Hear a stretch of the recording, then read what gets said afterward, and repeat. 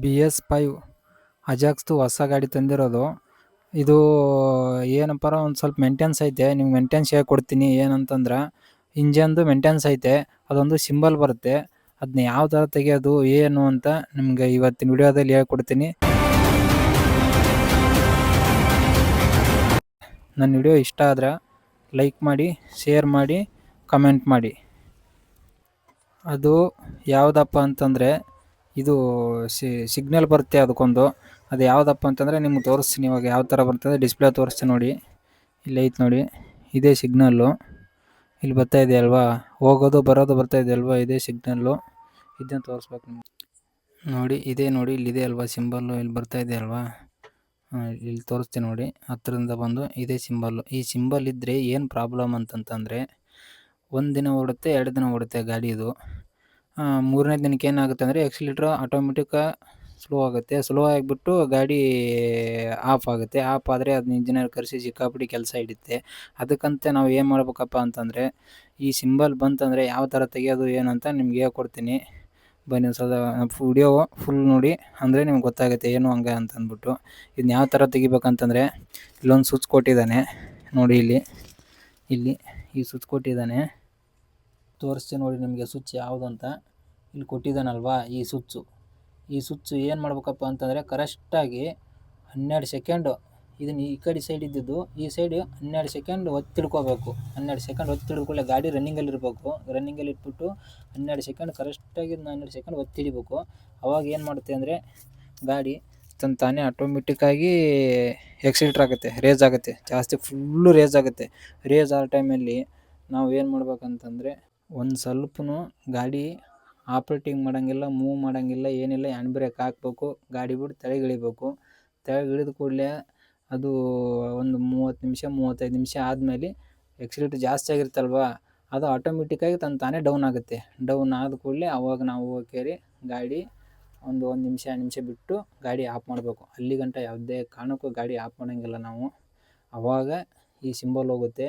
ಇವಾಗ ನಮ್ಮ ಗಾಡಿ ಮತ್ತು ಇನ್ನೊಂದು ಏನಂತಂದರೆ, ಇದನ್ನು ಪ್ರೊಸೆಸರ್ ಮಾಡ್ಬೇಕಂತಂದರೆ ಮಿನಿಮಮ್ ಏನೇ ಅಂದರೂ ಅರ್ಧ ಟ್ಯಾಂಕ್ ಡೀಸೆಲ್ ಇರಬೇಕಂತೆ. ಅದು ಏನಾರು ಏರ್ ತೊಗೊಂಡ್ರೆ ಹೆವಿ ಪ್ರಾಬ್ಲಮ್ ಆಗುತ್ತೆ. ಡೀಸೆಲ್ ಮಾತ್ರ ಅರ್ಧ ಟ್ಯಾಂಕ್ ಮಿನಿಮಮ್ ಆಗಿ. ಇಲ್ಲೇ ಇದೆ ಅಲ್ವಾ, ಇದೇ ಸಿಂಬಲ್ ನೋಡಿ, ಇಲ್ಲೇ ಐತಲ್ವಾ, ಇದೇ ಸಿಂಬಲ್ಲೇ. ಈ ಸಿಂಬಲ್ ಬರಬಾರ್ದು ಯಾವತ್ತು. ಇದು BS5 ಗಾಡಿ, ಇದು ಅಜಾಕ್ಸು ಹೊಸ ಮಾಡಲ್ ಗಾಡಿ. ಇದು ಟೆಂಪ್ರೇಚರ್ ಏನೈತಲ್ವಾ, ಅದು ಮಿನಿಮಮ್ಮು 5 ಪಾಯಿಂಟ್ ಇರಬೇಕು. ಆವಾಗಲೇ ಈ ಪ್ರೊಸೆಸರು ಮಾಡೋಕ್ಕೆ ಆಗುತ್ತೆ. ಅಂದರೆ ಕೆಲಸ ಮಾಡ್ತಾ ಇರ್ತೀವಲ್ವ, ಕೆಲಸ ಮಾಡುತ್ತಾನೇ ಇದನ್ನು ಫಾಲೋ ಮಾಡಬೇಕು. ಇರ್ಲಿಕ್ಕಂತಂದರೆ ಈಗ ಸಾಯಂಕಾಲ ನಿಲ್ಲಿಸ್ಬಿಟ್ಟು ನೈಟ್ ನಿಲ್ಲಿಸ್ಬಿಟ್ಟು ಮಾಡ್ತೇನೆಂದರೆ ಇದಕ್ಕೆ ಆಗೋಲ್ಲ. ಇದೂ ಹೋಗೋಲ್ಲ. ಕೆಲಸ ಮಾಡ್ತೇವಲ್ವ ಅವಾಗ ಮಾಡ್ಬೇಕು ಇದನ್ನ. ಇದು ಮೇನ್ ತಿಳ್ಕೊಳ್ಳಿ ಇದೊಂದು.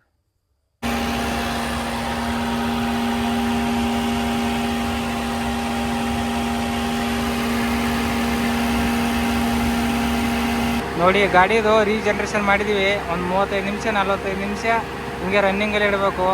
ಅವಾಗಲೇ ಎರರ್ ಕೋಡ್ ಹೋಗುತ್ತೆ. ಎರರ್ ಕೋಡ್ ಆಗಲೇ ತೋರಿಸಿದ್ದೀನಲ್ವ, ಎರರ್ ಕೋಡು ತೋರಿಸಿ ನೋಡಿ. ಇವಾಗ ಆ ಥರ ಎರರ್ ಕೋಡ್ ಬಂದರೆ ಗಾಡಿನೂ ಮೂವ್ ಆಗೋಲ್ಲ. ಏನು ಮಾಡೋದು, BS5 ಅಜಾಕ್ಸ್ ಇದು ತೋರಿಸ್ತೀನಿ. ಈಗ ಎರರ್ ಕೋಡ್ ಯಾವ ಥರ ಬರ್ತೈತೆ ಅಂತ. ಇದೇ ನೋಡಿ ಎರರ್ ಕೋಡು, ಇಲ್ಲಿ ಬರ್ತೈತೆ ನೋಡು. 3719 ಇದೆಯಲ್ವ, ಅದೇ ಎರರ್ ಕೋಡು. ಆಮೇಲೆ 16 ಇದು ಬಂದರೆ ಗಾಡಿನೂ ಮೂವ್ ಆಗೋಲ್ಲ. ರೀಜನ್ರೇಷನ್ ಮಾಡೋದು ಇದು.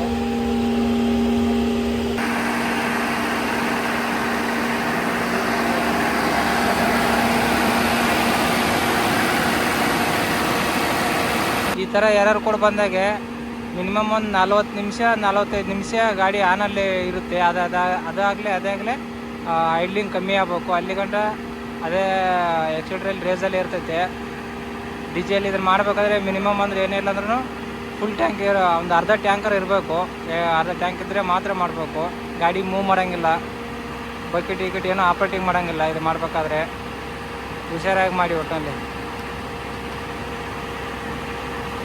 ಇಲ್ಲಿ ಬರ್ತಾ ಇದೆ ನೋಡಿ ಸಿಗ್ನಲ್ಲು, ಅದೇ ಸಿಗ್ನಲ್ಲು. ಆ ಸಿಗ್ನಲ್ ಬಂದರೆ ಈ ಥರ ಪ್ರೊಸೆಸಿಂಗ್ ಮಾಡಲೇಬೇಕು. ಇದೆ ಅಲ್ವಾ, ಇದೇ ಸಿಗ್ನಲ್ಲು.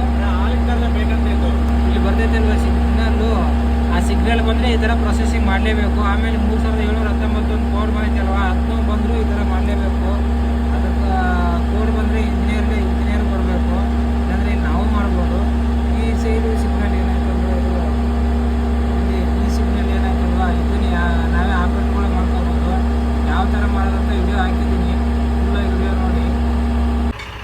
ನೋಡಿ ಆಗಲೇ ಮಾಡಿರೋದು ಪ್ರೊಸೆಸರು 25 ನಿಮಿಷ ಆದಮೇಲೆ ಆಫ್ ಆಯಿತು. ಬಾಯ್ ಕಡಿ 20-25 ನಿಮಿಷ ಆಯಿತು, ರನ್ನಿಂಗಲ್ಲೇ ಇತ್ತು, ಫುಲ್ ರೇಸಲ್ಲೇ ಇತ್ತು ಗಾಡಿ. ಇವಾಗ ಆಫ್ ಆಯ್ತು ನೋಡಿ ಗಾಡಿ ಆ್ಯಂಡ್ ಆಕ್ಸಿಲೇಟ್ರ್ ಫುಲ್ ಸ್ಲೋ ಆಯಿತು. ಒಂದು 2 ನಿಮಿಷ 3 ನಿಮಿಷ ಆದಮೇಲೆ ಗಾಡಿ ಆಫ್ ಮಾಡ್ಬೇಕು, ಅಲ್ಲಿ ಗಂಟ ಆಫ್ ಮಾಡ್ಬಾರ್ದು. ನೋಡಿ ಇದೇ ಗಾಡಿಗೆ ಎರರ್ ಕೋಡ್ ಬಂದಿತ್ತು. ಈಗ ಒಂದು 2 ನಿಮಿಷ 3 ನಿಮಿಷ ಐಡ್ಲಿಂಗಲ್ಲೇ ಇರ್ಬೇಕು ಗಾಡಿ. ಇದೇ ಗಾಡಿಗೆ 2 ನಿಮಿಷ 3 ನಿಮಿಷ ಆಮೇಲೆ ಗಾಡಿ ಆಫ್ ಮಾಡಬೇಕು. ಎರರ್ ಕೋಡ್ ಹೋಗೈತೆ ಏನಿಲ್ಲ ಅಂತ ತೋರಿಸ್ತೀನಿ ನಿಮ್ಗೆ ಆಮೇಲೆ, ಒಂದು 10 ನಿಮಿಷ ಬಿಟ್ಟು.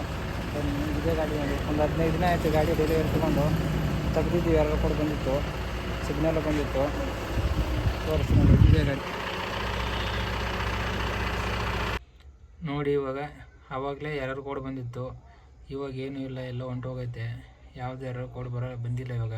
ಆ ಥರ ಪ್ರೊಸೆಸಿಂಗ್ ಮಾಡಿದರೆ ಫುಲ್ ಹೊಂಟೋಗ್ಬಿಡುತ್ತೆ ಎರರ್ ಕೋಡು, ಗಾಡಿನೂ ಸ್ಪೀಡ್ ಆಗುತ್ತೆ. ಆ ಥರ ಎರರ್ ಕೋಡ್ ಏನಾರ ಬಂದರೆ ಗಾಡಿ ಸ್ಲೋ ಆಗಿಬಿಡ್ತೈತೆ, ಮೋಸಮೇ ತಗೋಲ್ಲ, ಪಿಕಪ್ ಕಮ್ಮಿ ಹೊಂಟೋಗ್ಬಿಡ್ತೈತೆ. ಈಗೇನಿಲ್ಲ ನೋಡಿ. ಈಗ ಮತ್ತು ಡೀಸೆಲ್ ಕಮ್ಮಿ ಆಗಿ ಏರ್ ಲಾಕ್ ತೊಗೊಳ್ಳೋ ಪೊಸಿಷನ್ ಬಂದ್ರೂ ಅದಕ್ಕೂ ಎರರ್ ಕೋಡ್ ಬರುತ್ತೆ, ಅದಕ್ಕೊಂದು ಬೇರೆ ನಂಬರ್ ಬರುತ್ತೆ. ಆಮೇಲೆ ಆಯಿಲ್ ಕಮ್ಮಿ ಆದ್ರೂ ಒಂದು ಎರರ್ ಕೋಡ್ ಅಂತ ಬರುತ್ತೆ. ಏನೇ ಕಮ್ಮಿ ಆದರೂ, ಕೂಲೆಂಟ್ ಕಮ್ಮಿ ಆದ್ರೂ ಎರರ್ ಕೋಡ್ ಅಂತ ಬರುತ್ತೆ. ಆಪರೇಟರ್ಗಳಿಗೆ ಮೇಂಟೆನ್ಸ್ ಕಮ್ಮಿ ಇದೆ ಗಾಡಿ, ತುಂಬ ಒಳ್ಳೆಯದು. ಮತ್ತು ಇನ್ನೊಂದು ಮೇನ್ ಏನಪ್ಪ ಅಂದರೆ, ಡೀಸೆಲ್ ಏನಾದರೂ ಕಮ್ಮಿ ಆದರೆ ಫುಲ್ಲು ಒಟ್ಟಿನಲ್ಲಿ ಗಾಡಿ ಅಂತೂ ಏರ್ ತೊಗೊಳ್ಳಲ್ಲ, ಗಾಡಿ ಸ್ಲೋ ಆಗುತ್ತೆ. ಯಾರೂ ಭಯ ಪಡೋಕೆ ಹೋಗಬೇಡಿ, ಡೀಸೆಲ್ ಕಮ್ಮಿ ಏರ್ ತೊಗೊಳತ್ತೆ ಹಂಗೆ ಹಿಂಗಂತ. ಒಂದು ಪಾಯಿಂಟ್ ಕಮ್ಮಿ ಆದ ಕೂಡಲೇ ಡೇಂಜರ್ ಬಂತಂದರೆ ಅದು ಆಟೋಮೆಟಿಕ್ ಗಾಡಿನ ಸ್ಲೋ ಆಗಿಬಿಡುತ್ತೆ, ಅಲ್ಲಿ ಒಂದು ಕೋಡ್ ಬರುತ್ತೆ. ಆವಾಗ ನಾವು ಡೀಸೆಲ್ ಹಾಕೊಂಡು ಓಡಿಸ್ಬೇಕು ಈ ಗಾಡಿನ. ನಾವು ಎಲ್ಲರ ಮುಂಚೆ ಹಳೆ ಗಾಡಿ ಥರ ಫುಲ್ಲು ಖಾಲಿ ಆಗೋ ಥರ ಹೊಡಿತೀನಿ ಅಂತಂದರೆ ಇದು ಯಾವುದೇ ಕಾರಣಕ್ಕೂ ಗಾಡಿ ಮೂವ್ ಆಗುತ್ತೆ, ಒಟ್ಟಿನಲ್ಲಿ ಸ್ಲೋ ಆಗುತ್ತೆ ಗಾಡಿ. ಅದೊಂದು ಮೇನ್ ನೆನಪಿಟ್ಕೊಳ್ಳಿ. ನಾನು ಕನ್ನಡಿಗ, ಕನ್ನಡದ ಕಾವಲಿಗ.